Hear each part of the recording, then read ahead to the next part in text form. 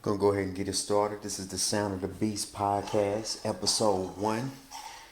I'm pretty excited about getting this podcast started. So, just kind of want to give an overview of why I wanted to do this podcast. I wanted to do something that's just gonna give me a platform to express my thoughts, express my feelings, and talk about current events and talking about life in general. One of the first things that I was thinking about today that I wanted to talk about is um, the unfortunate reality of fatherlessness in this society. And what's really unfortunate is that so many people are suffering from it, but nobody really talks about it. Nobody really acknowledges it. It's like the society we live in now, people are just kind of walking around like zombies. Nobody really wants to point it out, let alone point it out and do something about it.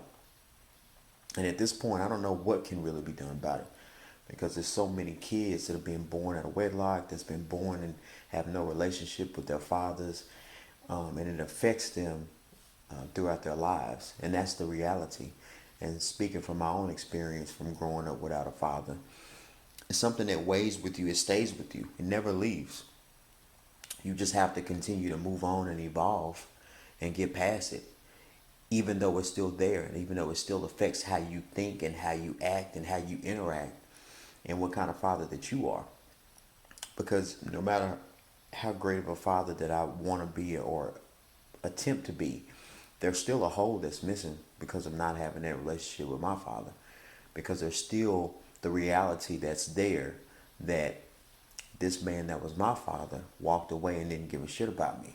And so that still is a hurt and that's still a hole that's there.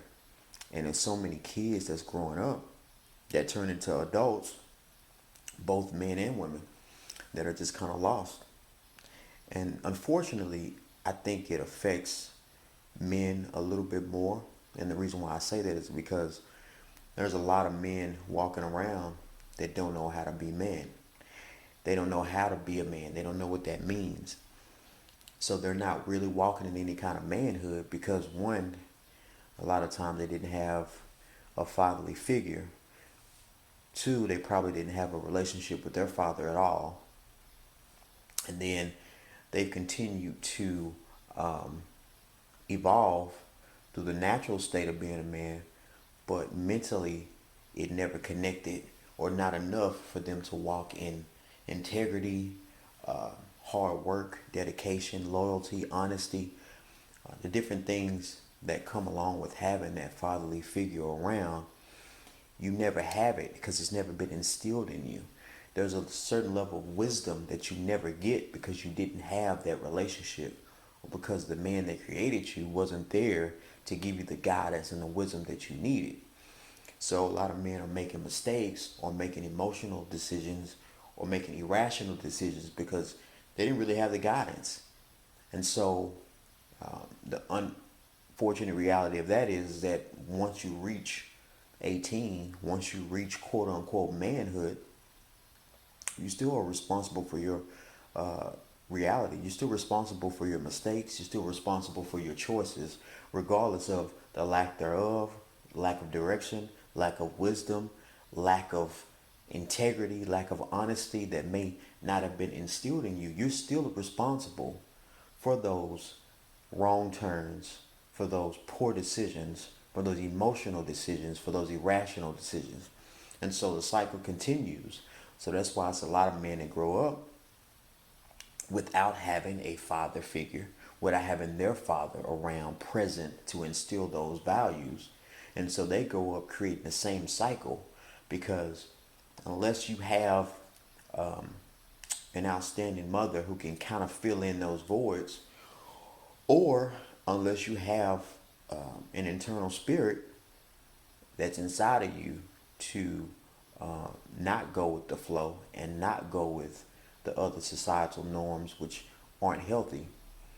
Unless you're a man that's born with those different attributes or attain them along the way, the downside is that you in a lot of ways end up creating the same cycle and end up creating the same baggage and headaches that you had to endure through your own childhood. Now you're passing it on to your other offspring and your other children, if you have more than one. But certainly having one child is enough responsibility that you would think that more men would respect and step up to the plate. But, again, I still believe that there's a hole, there's a void, there's a lack thereof that's been there since birth.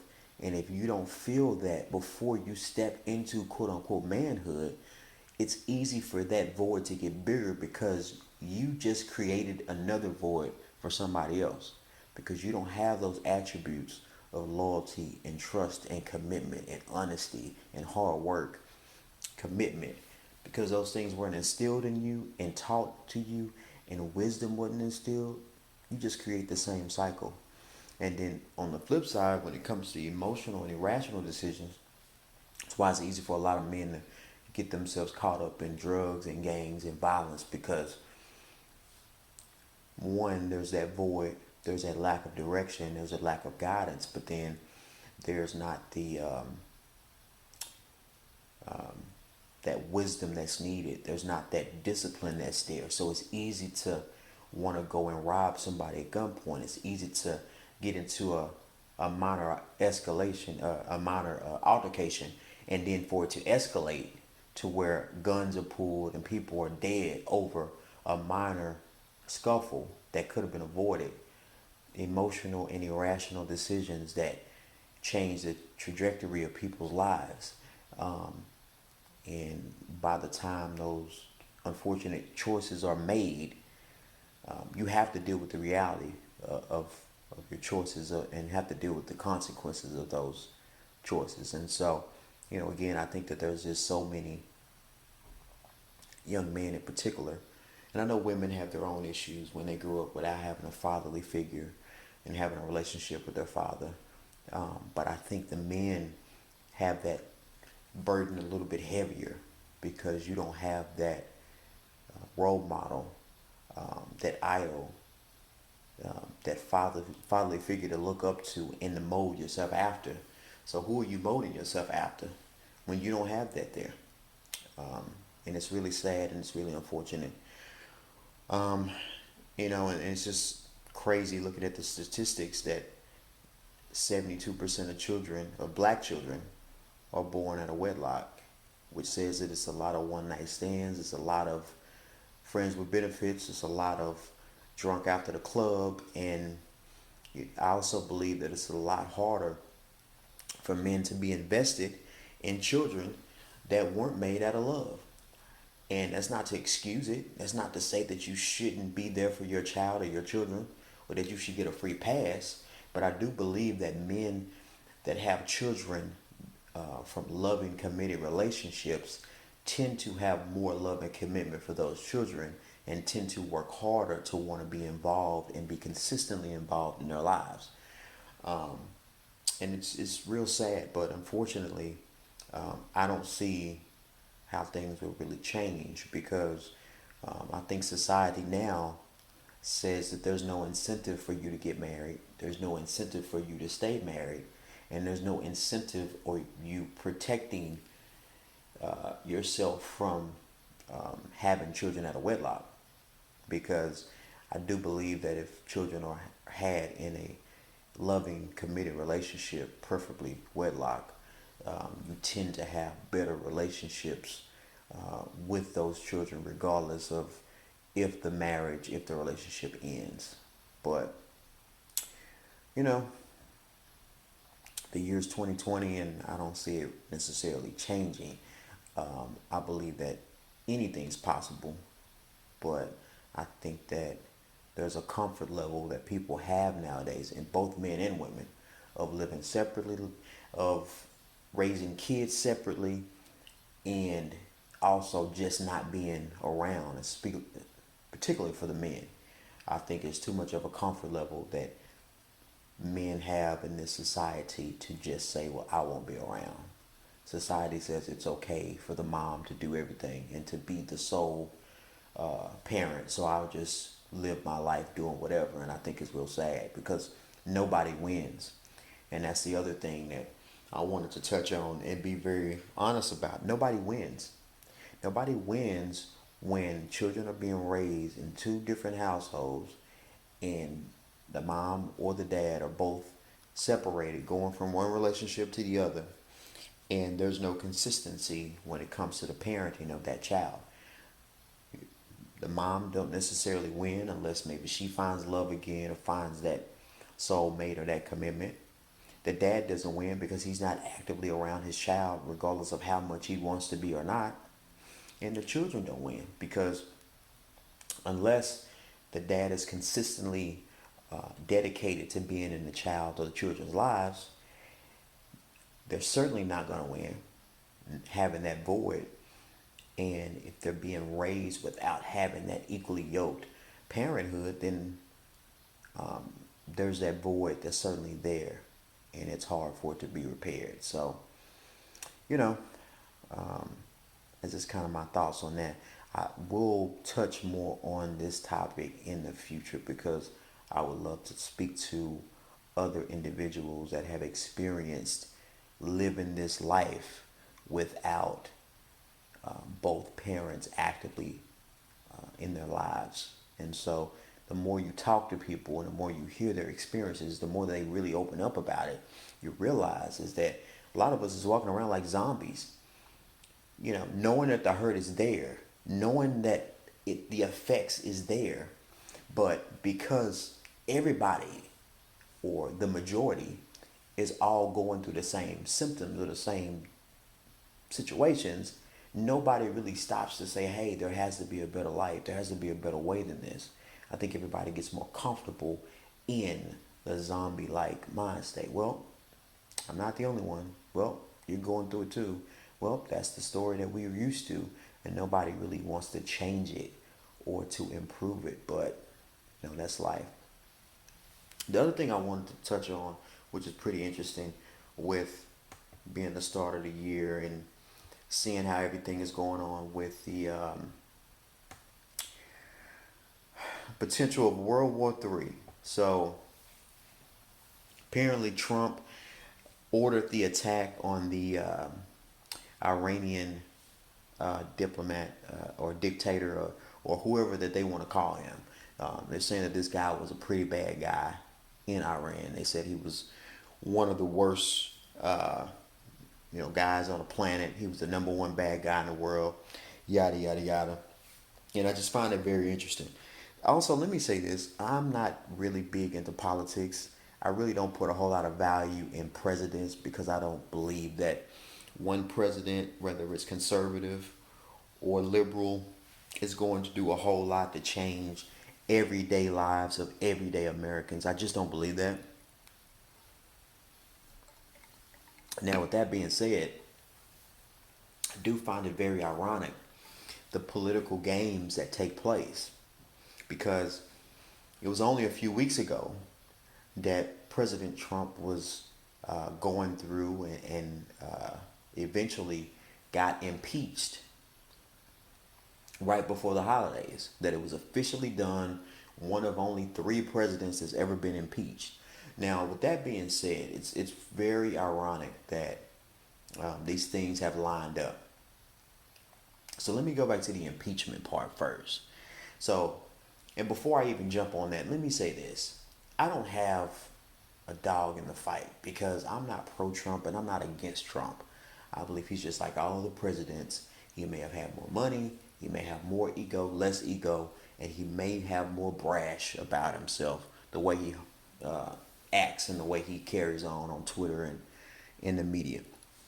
So when it comes to Trump, I truly believe, and this is my raw and honest opinion, I believe that this whole impeachment process came because the Democratic Party and the Democratic representatives truly believed that A, President Trump would be reelected, and B, not only would he be reelected or have a potential to easily be reelected, but there has not been a rock star or fearsome Democratic candidate that has caught wind or has caught steam.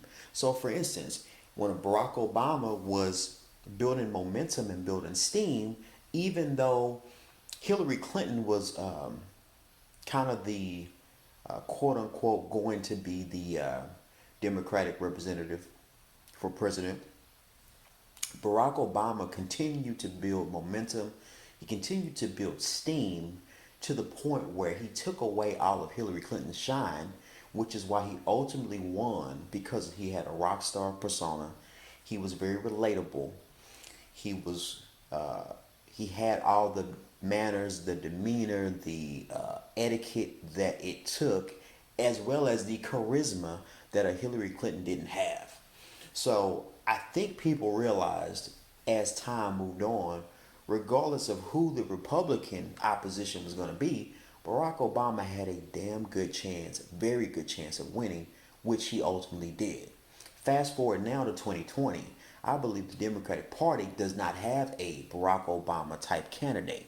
I don't think they have anybody close to the type of potential or the type of charisma and etiquette that a Barack Obama had, especially someone of multicultural descent who could be relatable and marketable. I don't think anybody on the Democratic side is even close to that. So they knew that Donald Trump would possibly win and possibly win very easily. So with that being said, as much as there is things you can critique and nitpick and not like and thumbs down about Donald Trump as a man or a president, I believe that it's very ironic that this impeachment process picked up steam, was passed right before the year of 2020, and here we are in January. Fast forward to where we are now. Say what you want again about Donald Trump. And regardless of all the backstory about the Iranian uh, diplomat or dictator that was killed, one thing about politics, especially American politics, is that it's very unlikely that a sitting president that is sitting during a time of war would be removed from office or even in an election year would lose, because people have to keep in mind is that the president of the United States is the commander in chief. The commander in chief is essentially the head of all the military actions and the military protocol when it comes to national security and national defense. So it would be very unlikely for this person who's at the head of the military, diplomatic strategies, etc., and the head of that power would be removed during a time of war. So I'm not going to say that this was a deliberate move by President Trump and his party. I will say that it's very ironic based on the sequence of events, because let's face it, there's a lot of dictators in this world from all parts of the Middle East, from different parts of the different Asian continents, etc. There's a lot of dictators. There's a lot of bad guys. There's probably still guys that's floating around out there from 9/11 that haven't been caught. So it's very ironic that out of nowhere, essentially, this dictator, if you want to call him that, this number one bad guy from Iran, which is next door to Iraq, and a lot of people lost their lives in Iraq, and a lot of people lost their lives in Afghanistan. But it's very ironic that now Iran is being pulled to the front, and there's a potential world war or potential war activity that's going to be because of this. And so I'm following the sequence of events, going through the impeachment process, upcoming election year, knowing that presidents that are at the helm during a time of war, the chances of them being removed or not winning an election during that time of war year is very unlikely. So I'm looking at it from this standpoint, not trying to be the conspiracy theorist, but I have to look at it for what it is. I just can't see this person who won unexpectedly the first time around, who has a very strong base, a diehard base of people that will defend him to the very end. Go through this impeachment process, whether you believe it's valid or invalid. And then here we are, 3, 4 days into the new year, and one of these quote unquote number one bad guys in the world in the Middle Eastern countries who don't care, don't like, and in some ways despises American policies and Americans as a whole. This guy, you decide to take him out, knowing that that type of action can cause war. There's been wars that's been caused over just words and shit talking. So the fact that you've taken out somebody's top commander, we ain't talking about somebody on the front line, some random Iranian soldier. You took out one of the top dogs. So of course they're going to be scuffling. There's going to be war activity. There's going to be missiles. There's going to be real shit as far as these troops that are being already deployed to the Middle East. So regardless of how this goes, I can see this easily being drawn out well into October, November, and I could see this heavily affecting the election year that we're entering in. I just can't see a sitting president being removed during a time of war. And so, whether you're a fan of Trump or not, I just think you have to look at the big picture and look at it for what it is. And the chances of this man being removed from office is very, very unlikely. So, I guess we'll see. It's just real unfortunate because one thing about the military, and you look at all these wars from obviously from the Civil War to all these Indian wars from World War One, World War Two, certainly from Vietnam. There's been a lot of American men that have lost their lives over wars that we probably shouldn't have been in, or probably should have had very minimal um, involvement in. Now, I'm not talking about World War Two. Obviously, based on the parameters of World War Two, America probably had to get involved sooner than later. And so, but some of these other wars from Vietnam War and even the Gulf Wars and stuff like that, I mean, there's just been a lot of men that have lost their lives, um, in much respect to the men that defend the freedoms that we have. But, you know, I'm not sure how valid this war will be if it continues to progress that way. And so it's just real sad, and that's what I'm thinking about. I'm thinking about the families that are being affected and, the wives that are going to be affected by this, the children that will have fathers that will have to go and deport, you know, um, and potentially lose their lives over this. So, just hopefully it doesn't get to the point of all out war. But I think at this point we have to be prepared for just about anything. So, again, this is episode 1 of Sound of the Beast podcast. Just thank everybody for listening, for tuning in. Definitely just wanted to share my thoughts. And we'll definitely talk to you guys soon.